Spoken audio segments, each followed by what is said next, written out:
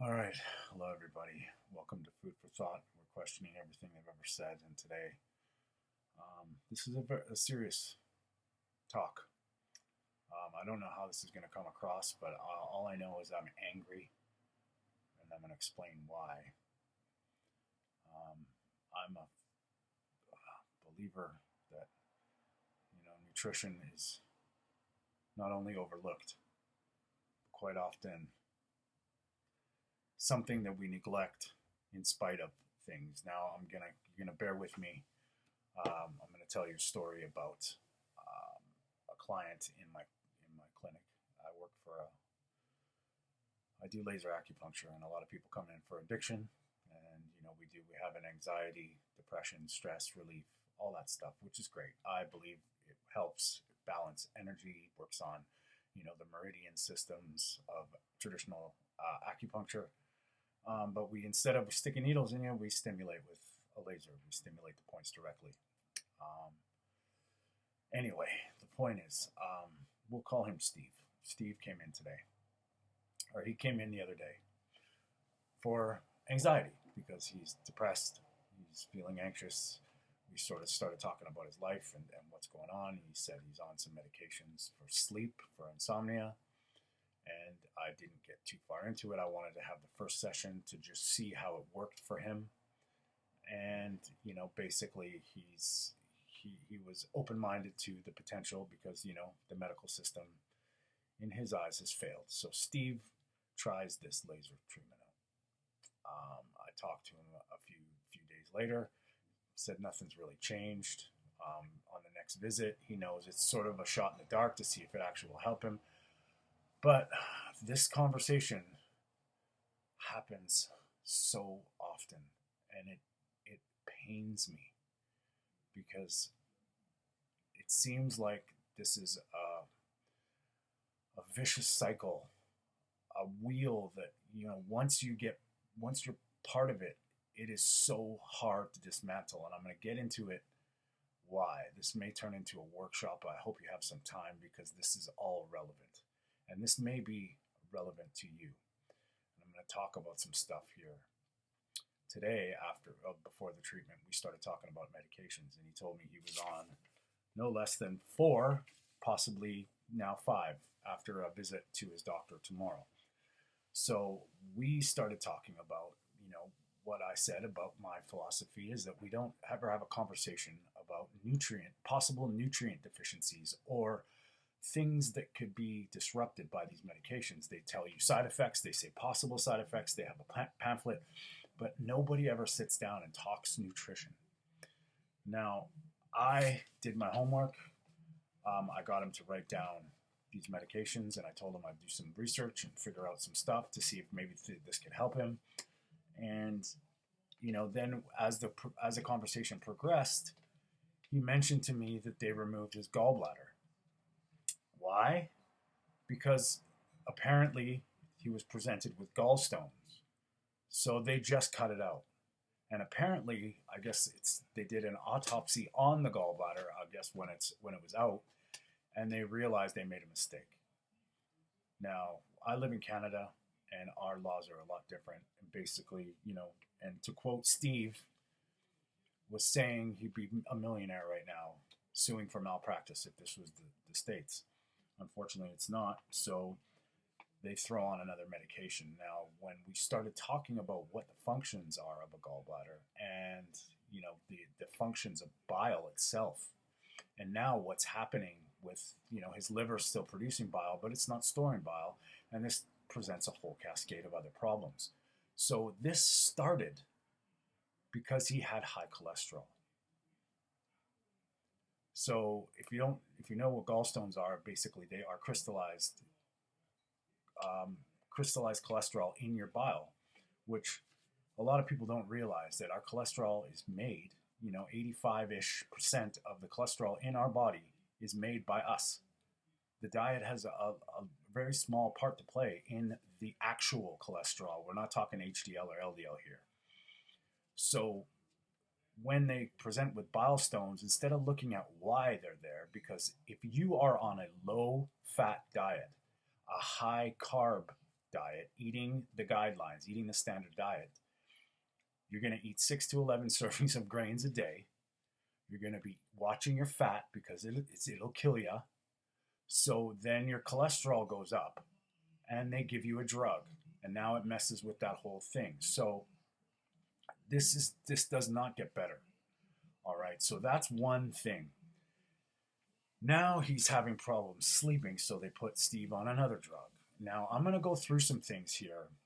And, you know, if you're on 1 or 2, 3, 4, 5 medications, this video might bring some things into perspective for you, which I see this over and over again. They throw medications at you and never discuss lifestyle. So you're on all these lifestyle medications, yet they never talk about nutrients, possible dysfunction from a digestion, absorption, gut aspect. So, okay, let's break down his medications. All right, Steve's on this I'm not going to mention any medication names. This is not medical advice. This is completely, you know, just a case to bring this awareness. This first medication is primarily used to treat insomnia. It belongs to a class of drugs known as hypnotics or sedatives. Here's an overview of the function, side effects, potential nutrient deficiencies. Okay. So this drug works by enhancing the effects of a neurotransmitter in the brain called GABA aminobutyric acid, GABA, all right, which we generally produce ourselves, which helps to promote sleep. It does other things, but that is what it's, you know, in the literature is for. It usually prescribed for short-term use to help individuals who have difficulty falling asleep or staying asleep. Now, right away, a flag goes off, and I would say, my logical brain say, why wouldn't you just take GABA? But, you know, there are some things that are in this GABA cascade that can help. L-threonate. But the point is, he's now on a drug that is enhancing the effects for whatever that is. Okay, so obviously this was studied, and now there's something wrong with the natural GABA, what it's doing. Now, is that the GABA's fault, or could it possibly be something else? Right? There's a lot of things down this pathway. So side effects include drowsiness, dizziness, headaches, nausea, fatigue, dry mouth, difficulty with coordination or balance. Now remember, Steve presented to me anxiety. In some cases, memory problems, sleepwalking, mood changes, allergic reaction, and increased risk of dependencies. So this already, you can see there's a lot of potential side effects here. Now, nutrient deficiencies, this drug can lead to possible nutrient deficiencies for several reasons. Sleep disruption. Since the medication affects sleep patterns, it can interfere with the natural absorption and metabolism of nutrients. So it's pretty blanket. Poor sleep may impact overall health and functioning of the digestive system. So already we're there. We're going down this path. We're going down this, okay, what's going on here? Dietary changes. Users might experience changes in appetite, leading to irregular eating patterns or poor dietary choices, which can contribute to deficiencies in essential vitamins and minerals. Okay, there, right there. If you're not on the ball with what you're putting into your body, being nutrient dense, bioavailable, this is number one medication. We got 4 more to go. All right. Interference with nutrient metabolisms. This drug can affect the metabolic process in the liver, which might impair the metabolism of certain nutrients. Nutrients that could be potentially impacted include B vitamins. No shit. B vitamins are water soluble. You need them every day.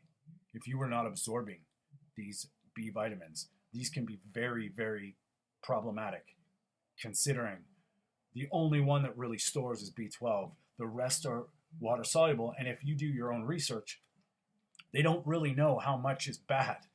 They know the RDA, whatever that means, but what happens with these nutrient deficiencies, there's no upper tolerable limit to most of these B vitamins, so they don't know. B1 is the most abundant thiamine, B vitamin, and it's always being used. We're always using it for everything. Stress, anything that does something, B1 will be affected.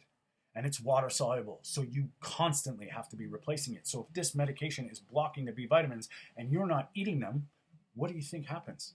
And then the next nutrient is magnesium. Of course, well, think about it. With sleep, relaxing. Magnesium is an electrolyte that calms you down. It's the relaxing part. So not only hydration, sodium, potassium, magnesium, but if you're deficient in sodium and potassium, how do you think the magnesium's working? Do you see what I'm saying here? So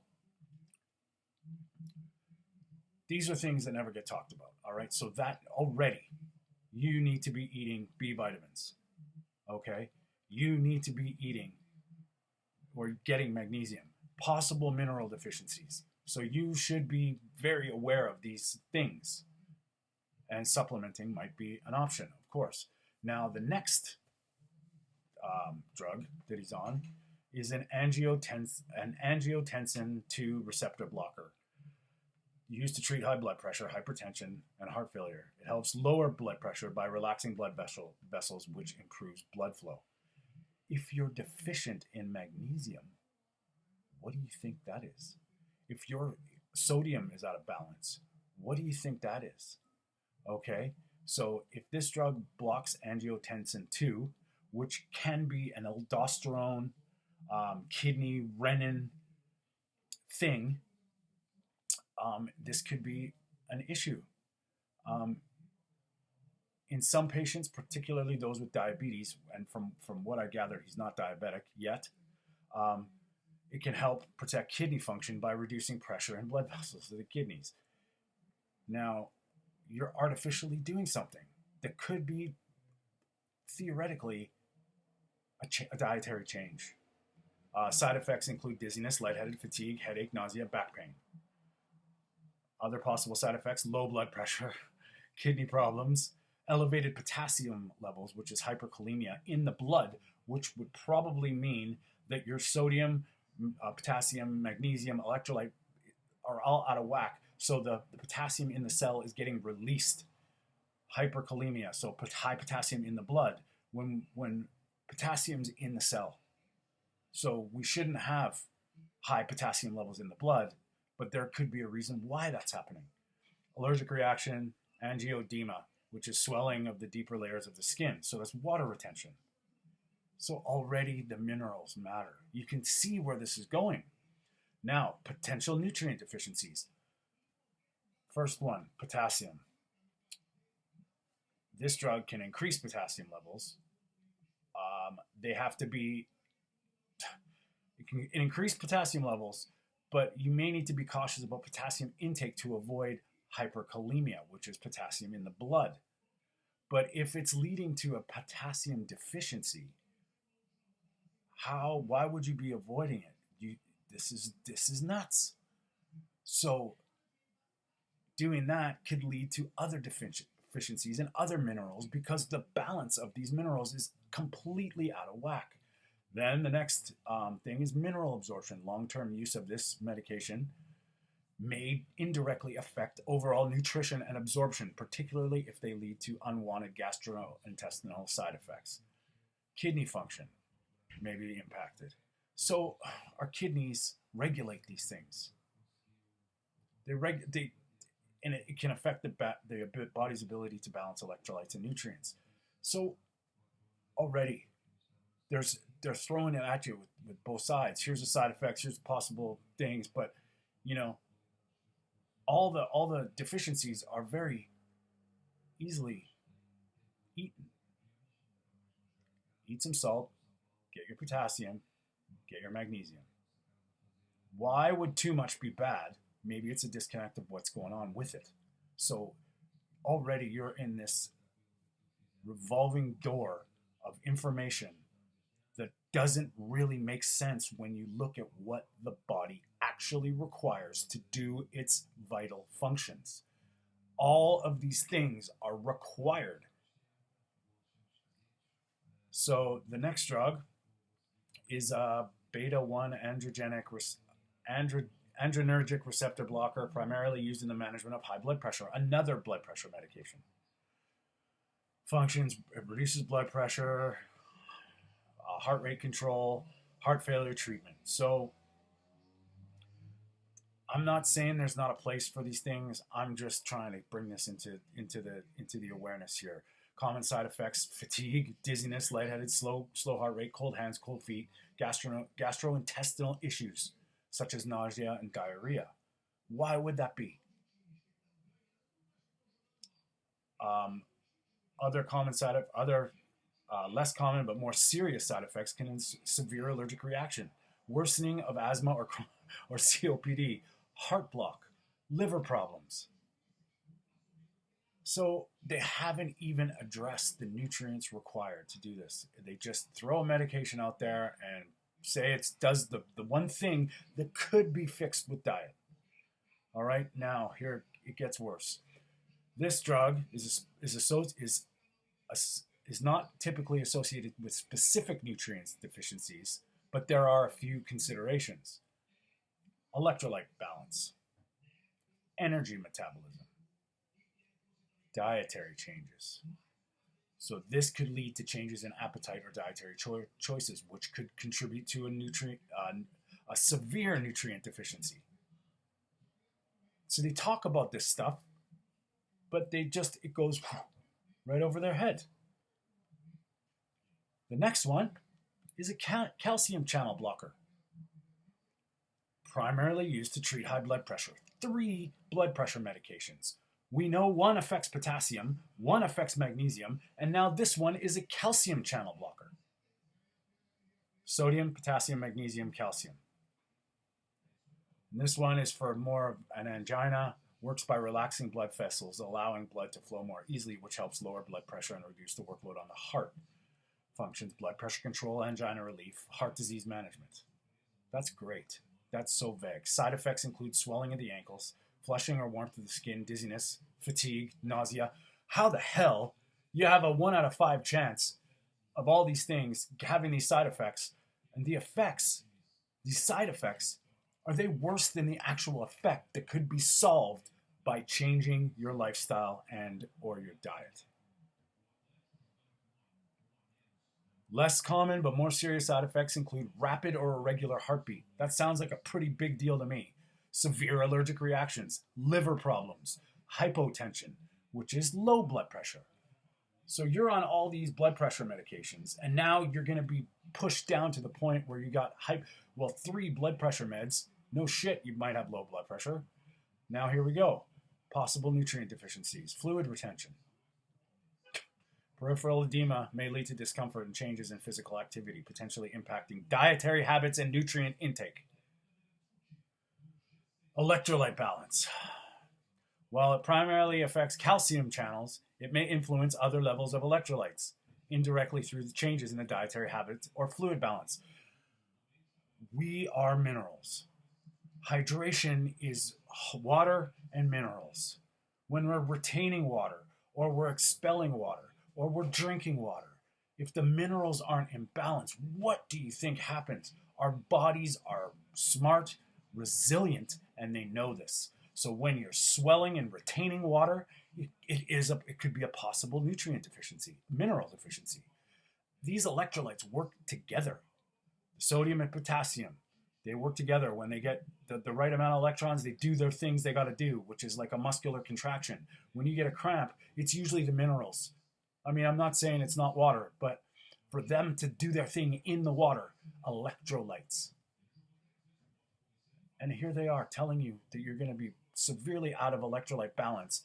And then they're telling you if you take more potassium, it could be dangerous. So this is what drives me nuts. Now, the next drug is a bile acid sequestrant, primarily used to lower cholesterol levels in the blood and help control blood sugar levels. It works by binding bile acids to the intestine, which prevents their reabsorption into the bloodstream. This process leads to the removal of cholesterol from the body and obviously can lower LDL, low density lipoprotein cholesterol levels. Now, This is the question I ask. Is that a good thing? You are artificially, unnaturally removing your natural cholesterol production.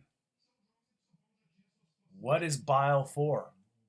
Bile is very important for the absorption and the emulsification of fatty acids, fat-soluble vitamins, vitamins A, D, E, K. So now you're messing with your cholesterol. They're telling you to lower your cholesterol and go on a low-fat diet. Where are you getting your vitamins? So they're telling you to control your blood sugar with fat metabolism. Maybe stop eating sugar. This drug can be used alongside other cholesterol-lowering medications or diabetes medications as part of a comprehensive treatment plan. Spoiler alert, side effects may include constipation, indigestion, nausea, flatulence, abdominal discomfort, bloating. Less common but more serious side effects can include potential for increased triglyceride levels. Now, when we measure our cholesterol, the usual their total cholesterol is HDL, LDL, and triglycerides. Triglycerides are like arguably the fat in your blood without a home. And what generally happens when you increase sugar, your triglycerides will go up because your body needs to deal with it. But what this problem is, the triglycerides will be elevated because there's no buses. You have cut out your LDL cholesterol. So the stuff that's carrying around the cholesterol, the fat-soluble vitamins, is being cut off. So what would happen? Increased triglyceride levels, especially in individuals with pre-existing high triglycerides. How do you lower your triglycerides? Eat more fat. But what happens when you don't have bile function and you're on cholesterol lowering medications? This is the problem. This is the cycle. Also, reduced absorption of fat-soluble vitamins.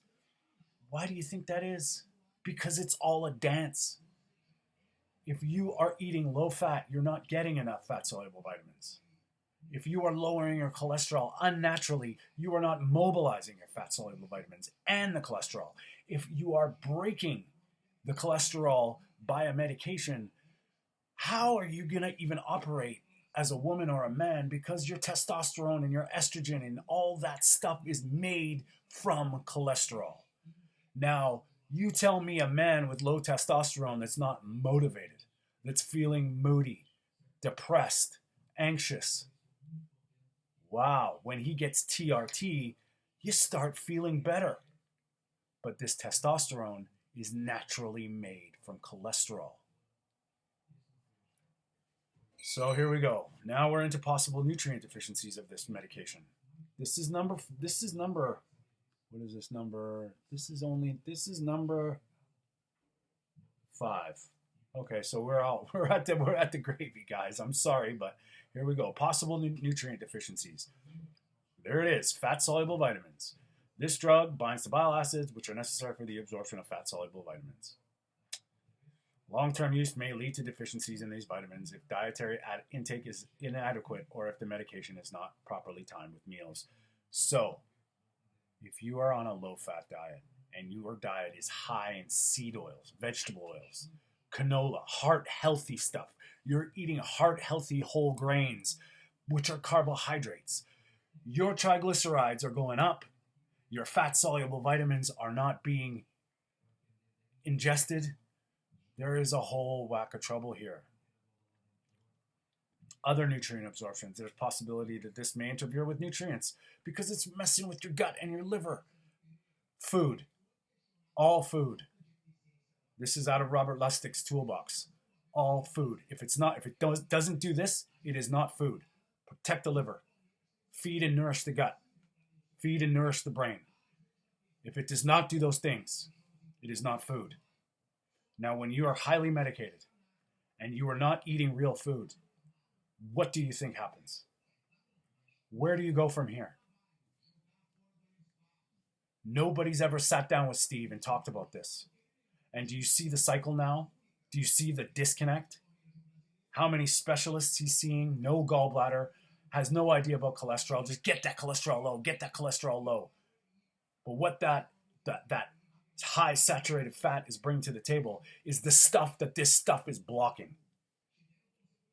What do you think happens when you are nutrient deficient? You need essential amino acids, 9 of them. There's 20, but 9 are essential, meaning we must consume them for them to do their thing. We need essential fatty acids. There's a lot of them. Omega-3s, omega-6s are essential, but we don't need nearly as much as they're telling us, let alone what they do. Essential fatty acids are found in natural food. High, good quality animal fat, butter, saturated fat, coconut oil, avocados, whatever. We're not arguing dollars and cents here. We're just arguing food. Essential vitamins and minerals. Electrolytes. You have to start with sodium, potassium, magnesium, calcium.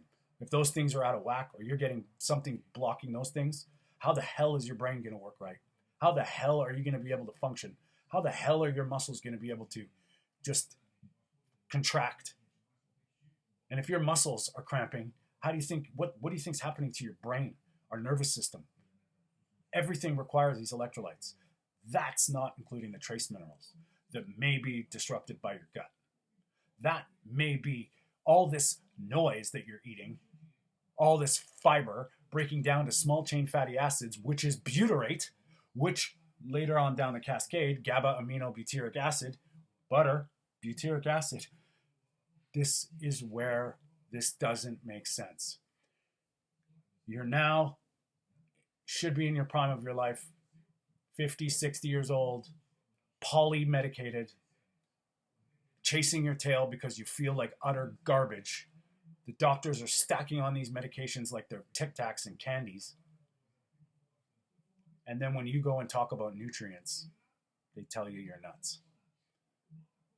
I really, really hope this can help some people. Because once you look through the noise and understand your body requires essential nutrients to function, not even optimally. And if you are eating all the garbage and all the stuff they tell you, the standard diet, where do you think that leads? 10 years ago, type 2 diabetes was a death sentence, pretty much. Doesn't get better. I've reversed my pre-diabetes. It's not there anymore. Hundreds of thousands, if not millions of people are reversing their type 2 diabetes. They're starting with that. High blood pressure, learn about it. Cholesterol, learn about it. If you need help, I will help you. I will do a free consult and we can talk about all these things. I am not a doctor. I am not a scientist. I am injecting some serious logic, critical thinking, and I am dismantling situations that are very, very unfortunate and complicated. You want to take a pill for that? Sure. I'm not telling you to stop your medications. What I'm telling you to do is get nourished. How can that be wrong? If you need to get a hold of me, all my details are below. Stay strong.